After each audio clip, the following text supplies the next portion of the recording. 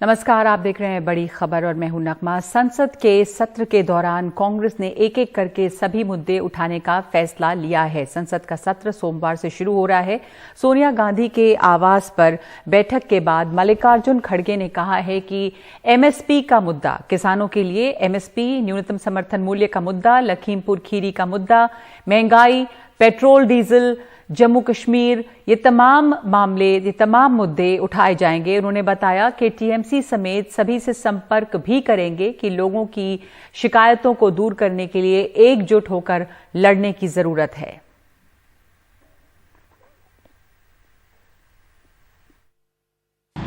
TMC सभी लोगों से हम कांटेक्ट करेंगे, रिक्वेस्ट करेंगे, जैसा कि जो लास्ट सेशन में हमने किया था मानसून सेशन में, वैसा ही सभी से विनती करेंगे कि लोगों के मुद्दों के ऊपर, लोगों के जो ग्रीवेंसेस है, उनको उस ग्रीवेंसेस को रिड्रेस करने के लिए एकता की जरूरत है। हम सबसे अपील करेंगे। Thank you. तो इस वक्त हमारे साथ जुड़ रहे हैं मेरे सहयोगी उमा शंकर सिंह। उमा, कांग्रेस की आज बैठक हुई है। एक ऐसे वक्त में ये बैठक हुई है जब टीएमसी ने कांग्रेस को कई झटके दिए हैं। एक बड़ा झटका लगा है वहां पर, और कांग्रेस प्रवक्ता, कांग्रेस के नेता टीएमसी पर काफी हमलावर भी रहे, उन्हें बीजेपी का प्रॉक्सी बताया। अब मल्लिकार्जुन खड़गे कह रहे हैं कि टीएमसी से भी बात की जाएगी, संसद सत्र शुरू हो रहा है उसके पहले। तो किस तरह की रणनीति पर चर्चा की गई है? जी नगमा, देखिए, शीतकालीन सत्र में सरकार को घेरने के लिए कांग्रेस की क्या रणनीति हो, इस मुद्दे पर तकरीबन 1 घंटे ये बैठक चली सोनिया गांधी के घर, जिसमें राज्यसभा में नेता विपक्ष मल्लिकार्जुन खड़गे और लोकसभा में मुख्य विपक्षी दल के नेता अधीर रंजन चौधरी दोनों शामिल हुए।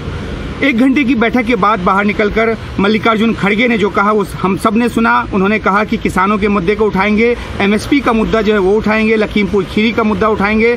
साथ ही साथ उन्होंने महंगाई का भी जिक्र किया, पेट्रोल डीजल की कीमत जिस तरह से बढ़ी है उस बात को संसद के भीतर उठाएंगे। एक अहम बात यह है कि जिस तरीके से कांग्रेस लगातार विपक्षी एकता पर जोर देती रही है पिछले सत्र तक, इस बार उस पर सवालिया निशान इसलिए लग गया क्योंकि टीएमसी ने मेघालय में जो कांग्रेस के विधायकों को अपने में मिलाया है, और इसके अलावा जिस तरीके से कांग्रेस के कुछ नेता टीएमसी में गए हैं, तो ये माना जा रहा था कि संसद के शीतकालीन सत्र के दौरान कांग्रेस और टीएमसी के बीच कोई एक जो आपस में जो तालमेल है वो देखने को ना मिले। इस बात को खारिज करते हुए मल्लिकार्जुन खड़गे ने यह कहा कि टीएमसी समेत तमाम विपक्षी दलों को संपर्क करेगी कांग्रेस, ताकि जो जन सरोकार वाले मुद्दे हैं उसको एकजुट होकर संसद के भीतर उठाया जा सके और सरकार को घेरा जाए। इतना जरूर है कि टीएमसी के मुद्दे पर कांग्रेस पार्टी दो फाड़ नजर आती है। जो आधिकारिक प्रेस कॉन्फ्रेंस हुई थी उसमें गौरव वल्लभ, जो कि कांग्रेस के प्रवक्ता है, उन्होंने कहा था कि हम टीएमसी को साथ नहीं लेंगे, टीएमसी साथ अगर आए तो अलग बात है। और इसी तरीके से अधीर रंजन चौधरी, जो कि खुद वेस्ट बंगाल से आते हैं और ममता बनर्जी के खिलाफ हमेशा हमलावर रुख अख्तियार किए रहते हैं, इस प्रकरण के बाद चाहे वो पार्टी नेताओं को टीएमसी में शामिल कराने की बात हो या फिर मेघालय का जो मामला हुआ है उसको लेकर काफ़ी हमलावर हैं। लेकिन जो एक तयशुदा स्ट्रेटजी बनी है, रणनीति बनी है, उसमें ये तय हुआ है, सोनिया गांधी ने इस बात को हरी झंडी दी है कि टीएमसी को भी साथ रखा जाएगा, उनसे भी संपर्क किया जाएगा और सरकार को अलग अलग मुद्दों पर संसद के शीतकालीन सत्र में घेरा जाएगा। नगमा, धन्यवाद आपका उमा इस जानकारी के लिए। संसद के शीतकालीन सत्र के पहले विपक्ष एकजुट होने की रणनीति बना रहा है, कितना वो कामयाब होगा इसमें ये सवाल है। और पंजाब कांग्रेस के अध्यक्ष नवजोत सिंह सिद्धू ने मोगा में अपनी ही सरकार पर हमला बोला। सिद्धू इस तरह की बातें करते रहते हैं, कभी कभी अब भी वो मुख्यमंत्री चन्नी पे भी हमलावर रहते हैं, कभी समर्थन में सामने आ जाते हैं। आज सिद्धू ने कहा कि पंजाब सरकार ने नशे और बेअदबी की रिपोर्ट अब तक सार्वजनिक नहीं की तो वो राज्य सरकार के खिलाफ भूख हड़ताल करेंगे। सिद्धू ने कहा कि नशे की वजह से लाखों नौजवान बर्बाद हुए हैं, ऐसे में इस रिपोर्ट को सार्वजनिक करना बहुत जरूरी है। कि 2 महीने पहले जो सरकार बनी की कह के बनी थी दसो, और रिपोर्ट लखा मावा रुलगियां, लखा नौजवान सरियां लाला मुर्गे। ते मैं अज तुहानू कहना, जे ये रिपोर्ट ना खोली पंजाब सरकार ने ते नवजोत सिंह सिद्धू अपनी देही दा दे उत्ते लाओ, मरण वर्त दे उत्ते जाओ कहता तुहानू। और मेघालय में टीएमसी ने कांग्रेस को बड़ा झटका दिया है। यहां सिद्धू अपनी ही पार्टी पर हमलावर हैं। कांग्रेस के लिए कई जगहों से अच्छी खबर नहीं है, क्योंकि मेघालय में टीएमसी ने कांग्रेस के 17 विधायकों में से 12 को अपने में शामिल कर लिया है। कांग्रेस ने टीएमसी पर विधायकों को खरीद फरोख्त करने का आरोप लगाया है।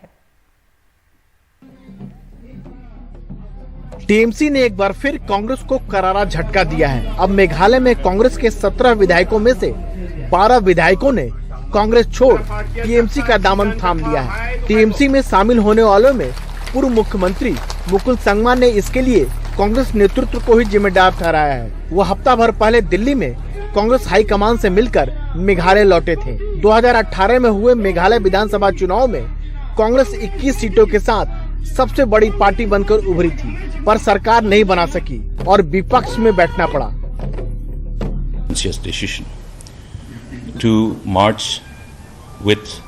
हम लोगों ने फैसला लिया है टीएमसी में शामिल हो जाएं, क्योंकि कांग्रेस में रहते विपक्ष की भूमिका नहीं निभा पा रहे थे। There is a reason for us to believe that we are failing in our duty. उधर कांग्रेस ने ममता बनर्जी पर खरीद फरोख्त का आरोप लगाते हुए कहा कि वह यह सब कुछ बीजेपी के इशारे पर कर रही है। लोकसभा में कांग्रेस के नेता अधीर रंजन चौधरी ने तो ममता बनर्जी को चुनौती भी दे दी। अगर हिम्मत रहे, दम रहे, मैं चुनौती दे रहा हूं, आपकी पार्टी में शामिल होने का पहले उनकी जेब से जो कांग्रेस की सिंबल है वो निकाल के टीएमसी के सिंबल में तबादला कर दीजिए, चुनाव में उतारिए, चुनाव में जीते और आपको पार्टी में शामिल कीजिए फॉर्मली। जानकारों के मुताबिक 2024 के आम चुनाव से पहले ममता खुद को मोदी के आगे विपक्ष का मुख्य चेहरे के तौर पर साबित करने में जुट गई है। इसके तहत 2 दिन पहले हरियाणा कांग्रेस के पूर्व अध्यक्ष अशोक तंवर, कांग्रेस नेता कीर्ति आजाद को ममता खुद टीएमसी में शामिल करवा चुकी हैं।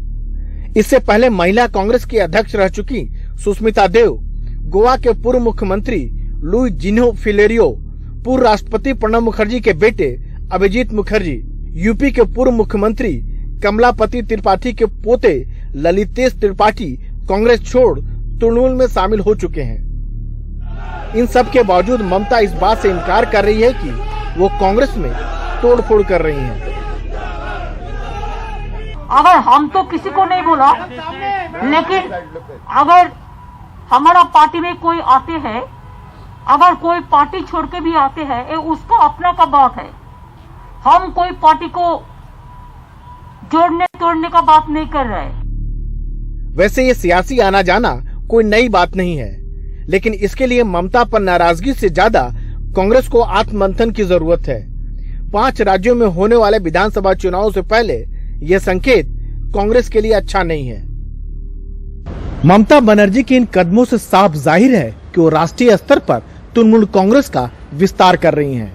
ममता बनर्जी ने पश्चिम बंगाल में कांग्रेस की जगह तो भरी दी है, अब देखना यह है कि वो राष्ट्रीय राजनीति में कितना सफल हो पाती हैं। नई दिल्ली से राजीव रंजन, एनडीटीवी इंडिया।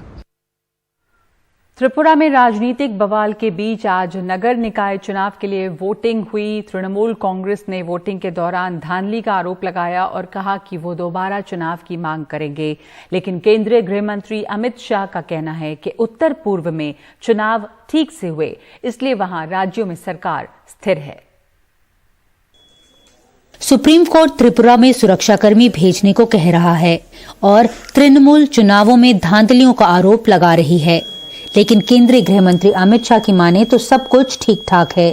आज वहां पर सभी सरकारें पूर्ण बहुमत के साथ, स्थिरता के साथ काम कर रही है। चुनाव भी शांतिपूर्ण तरीके से हो रहे हैं। गृह मंत्री ने यह भी याद दिलाया कि प्रधानमंत्री नरेंद्र मोदी को उत्तर पूर्व के लोगों ने अपना लिया है और यही वजह है कि नॉर्थ ईस्ट की 24 लोकसभा सीटों में से 19 पर नेडा यानी नॉर्थ ईस्ट डेमोक्रेटिक अलायंस के सांसद हैं। 498 विधानसभा सीटों में से 350 पर नेडा के विधायक हैं। केंद्रीय गृह मंत्री ये भी कहते हैं कि उत्तर पूर्व में विकास न होने की एक वजह वामपंथियों की सरकार होना भी थी। प्रधानमंत्री जी ने उसी वक्त कहा था कि हमारी सरकार अगर आती है तो हम पूर्वी भारत के विकास पर बड़ा फोकस करेंगे और पूर्वी भारत के विकास को बाकी के भारत के विकास के समकक्ष लाकर भारत के विकास में कंट्रीब्यूटर बनाएंगे। मुझे आनंद है 7 साल के अंदर काफी कुछ पूर्वी भारत के विकास के लिए हुआ है, चाहे बंगाल हो, चाहे उड़ीसा हो, चाहे बिहार हो। एक परिवर्तन की बयार देखी जा सकती है, मगर गड्ढा इतना बड़ा था कि भरने में समय लगता है। अब जब हम गृह मंत्री आईसीसी के एक कार्यक्रम में बोल रहे थे कि उनका दावा है कि अब नॉर्थ ईस्ट देश की तरक्की में अहम भूमिका निभाने को तैयार है। नई दिल्ली से नीता शर्मा, एनडीटीवी इंडिया के लिए। और यहाँ गाजीपुर बॉर्डर पर किसानों का धरना जारी है। किसानों के आंदोलन को कल 1 साल पूरा हो जाएगा। गाजीपुर बॉर्डर पर सुरक्षा व्यवस्था को और भी ज्यादा मुस्तैद किया जा रहा है। अब से कुछ देर पहले वहां इंतजाम में एक क्रेन भी लगी नजर आई।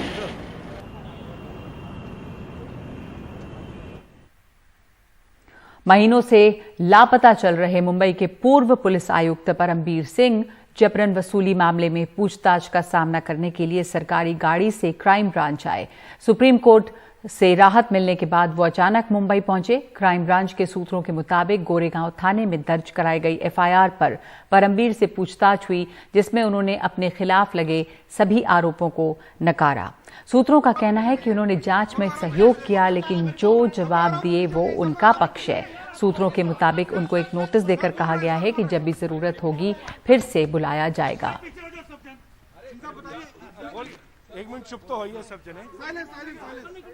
सुप्रीम कोर्ट के आदेश के अनुसार मैंने आज इन्वेस्टिगेशन ज्वाइन किया है, कोऑपरेट किया है इन्वेस्टिगेशन के साथ, एंड इससे ज़्यादा मुझे कुछ कहना नहीं है। एंड जैसा कोर्ट का आदेश रहेगा, मुझे कोर्ट के ऊपर पूरा विश्वास है, एंड कोर्ट के आदेश के हिसाब से आगे की कार्रवाई होगी।